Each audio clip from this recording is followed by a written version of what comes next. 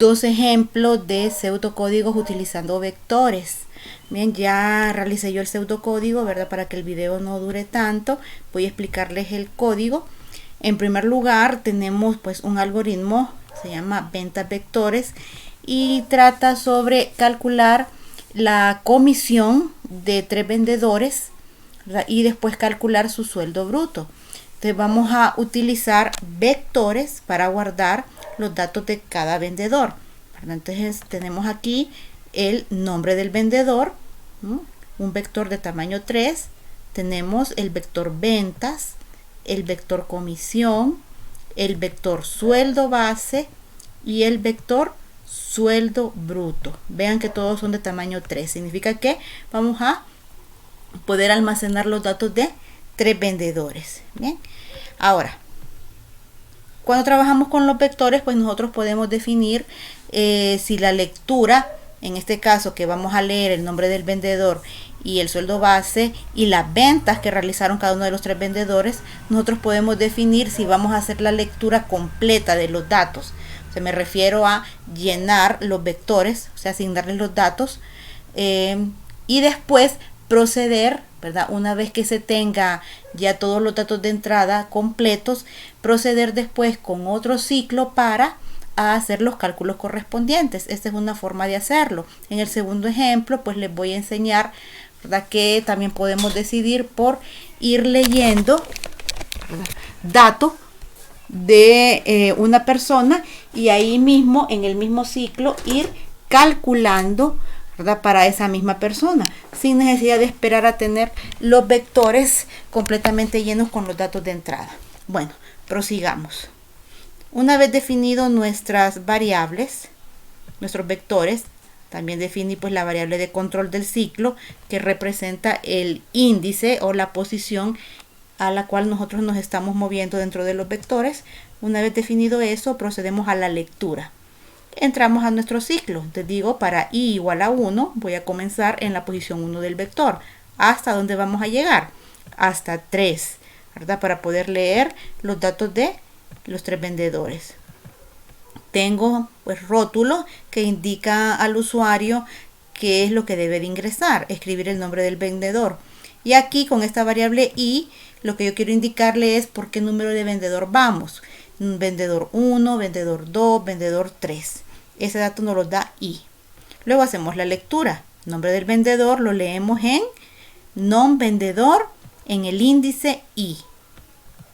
Después el sueldo base, hacemos la lectura de sueldo base en la posición i.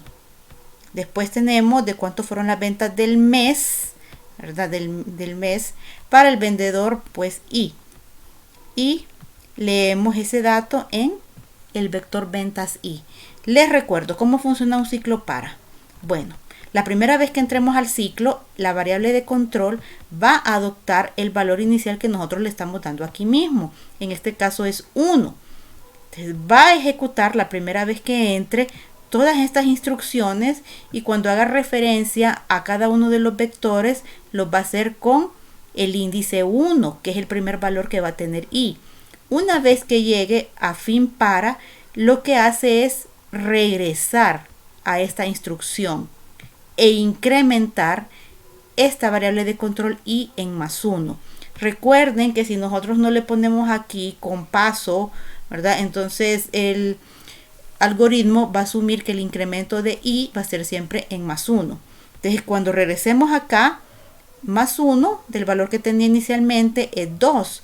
Y como todavía no llega al límite, entonces podemos nosotros volver a ejecutar esta secuencia de instrucciones. Pero ahora, cuando hagamos referencia a los vectores, va a ser en la posición 2. Entonces, estos 3 vectores los vamos a llenar en la posición 2. Fin para, y regresamos nuevamente acá. Incrementamos i, que tenía un valor de 2 más 1, 3. Como todavía está dentro del límite, regresa a ejecutar nuevamente este conjunto de instrucciones, solo que ahora pues se va a leer en la posición 3 de cada uno de los vectores. Una vez que eso pase, nuevamente fin para, regresamos acá. e I se incrementa en 1. Si antes era 3, ahora tiene valor 4. Pero ¿qué pasa? Se excede del límite que nosotros definimos acá. Como se excede del límite, ya no puede entrar al ciclo, o sea, ya no puede entrar a ejecutar estas instrucciones. Así que se va a la siguiente instrucción que está después de el fin del ciclo. Y la siguiente instrucción que está después del fin del ciclo, casualmente es otro ciclo de repetición. En este segundo lo que vamos a hacer son los cálculos de la comisión y del sueldo bruto. Nuevamente le volvemos a dar el valor inicial de 1 a la variable I y definimos hasta dónde va a llegar. ¿Cómo vamos a calcular la comisión? Bueno, utilizamos una condicional, un sí, entonces sí, no. Bien, los vectores se trabajan con cualquier tipo de estructura, ¿verdad? Como si fueran una variable normal, simplemente tenemos que acordarnos de que hay que hacer referencia al subíndice o posición para saber en qué posición del vector estamos trabajando y que tienen que ser trabajados dentro de un ciclo de repetición. ¿Bien?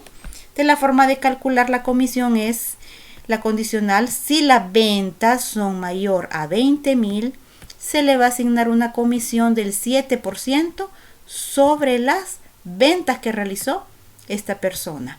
Si no fuera así, si no son mayores a 20.000, la comisión que se le asigna es del 5% sobre las ventas que realizó ese mes. ¿Ven? Los vectores siempre con su respectivo subíndice. ¿Bien? Entonces va a evaluar, ¿verdad? Como estamos dentro del ciclo, las ventas que realizó cada uno de los 3 vendedores, y dependiendo si esta expresión es verdadera o falsa, les va a asignar un 7% de comisión o un 5% de comisión. Ese resultado lo guarda en el vector comisión.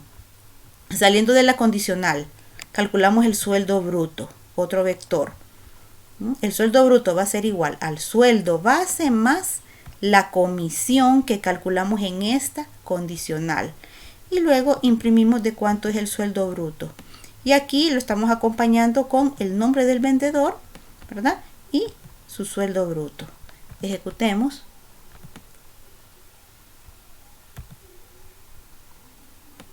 ¿Cuál es el nombre del vendedor? 1. Este es el valor de I. Estamos entrando por primera vez al ciclo, entonces I tiene valor de I. Entonces digamos que el primero se llama Ramón. Su sueldo base es de 6.000. Las ventas del mes de esta persona fueron de 30.000. Miren, ahí está la lectura de los datos. Ahora vamos con el vendedor número 2. Miren que el nuevo valor de la variable I es 2. O sea que aquí ya estamos en la segunda iteración del ciclo para.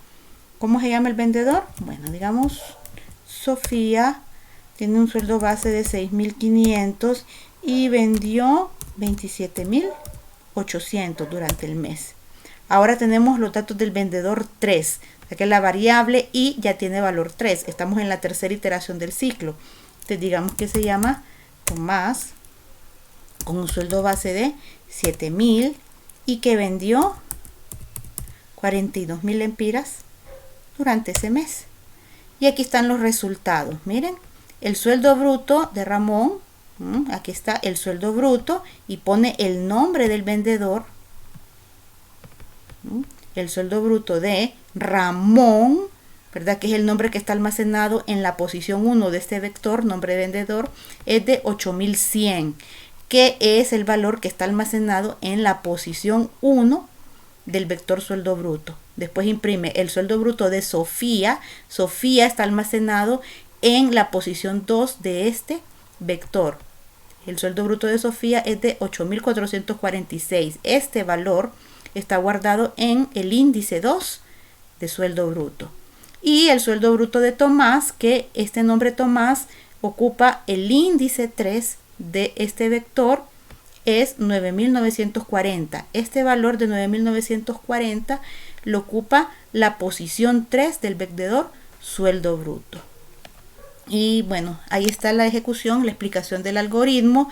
Si ustedes ven en la ejecución, pues no sale de cuánto es la comisión de cada uno de ellos, simplemente nos da el dato del sueldo bruto. Entonces les pediría por favor de que ustedes modifiquen este algoritmo para que se pueda saber de cuánto es la comisión de cada uno de los 3 vendedores.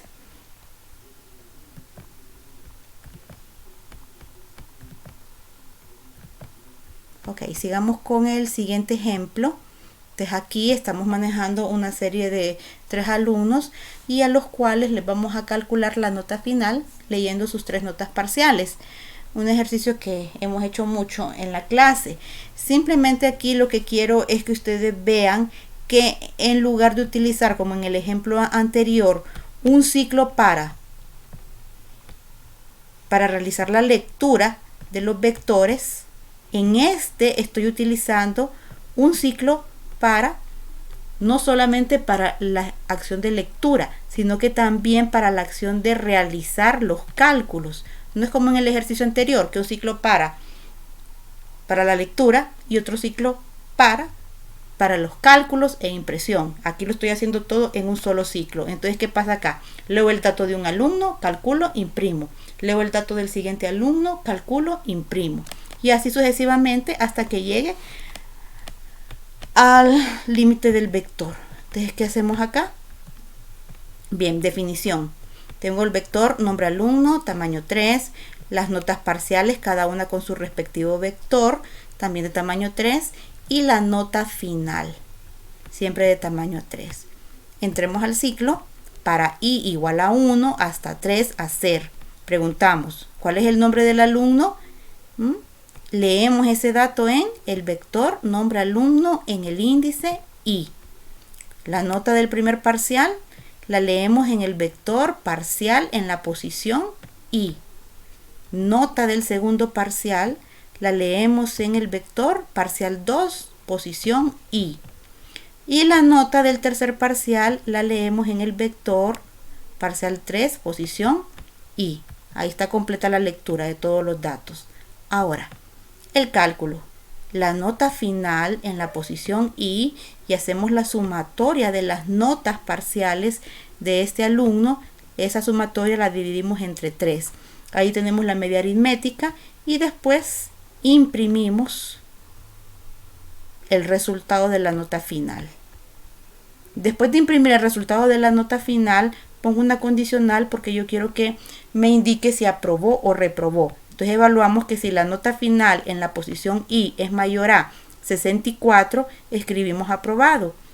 Si no fuese así, es que reprobó la clase. Ejecutemos. Ahí está. Entonces vean, aquí voy a hacer todo el proceso por un solo alumno antes de pasar al siguiente. O sea, toda la lectura y el proceso por alumno. Nombre del alumno. Enrique. Sacó 78 en el primer parcial, 90 en el segundo, 77 en el tercero. Ahí está la nota final. Miren, la nota final de Enrique es y aprobó. Entonces tengo lectura de datos, cálculos e impresión, ¿verdad?, para el alumno 1 antes de pasar a la lectura del siguiente alumno. ¿Por qué? Porque todo yo lo definí dentro del mismo ciclo para. Entonces el alumno número 2, digamos que es Eduardo, sacó 56 en el primer parcial, ¿verdad?, sacó 89 en el segundo y sacó 77 en el tercero. Nota final, aprobó. Miren, todo el proceso se hizo para este segundo alumno antes de pasar al tercero. Alumno número 3, digamos que es Carolina, sacó 78, sacó 94 y sacó 83. Notas parciales.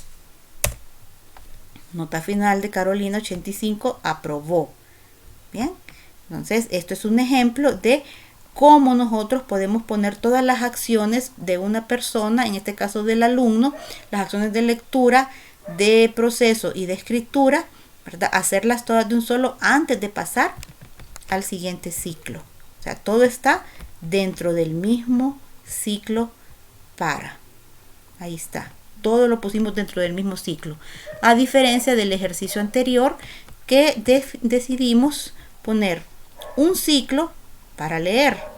O sea, leemos completamente los datos de los 3 vendedores y después de haber leído todos los datos, colocamos en otro ciclo los cálculos y la impresión del resultado. ¿Okay? Bueno.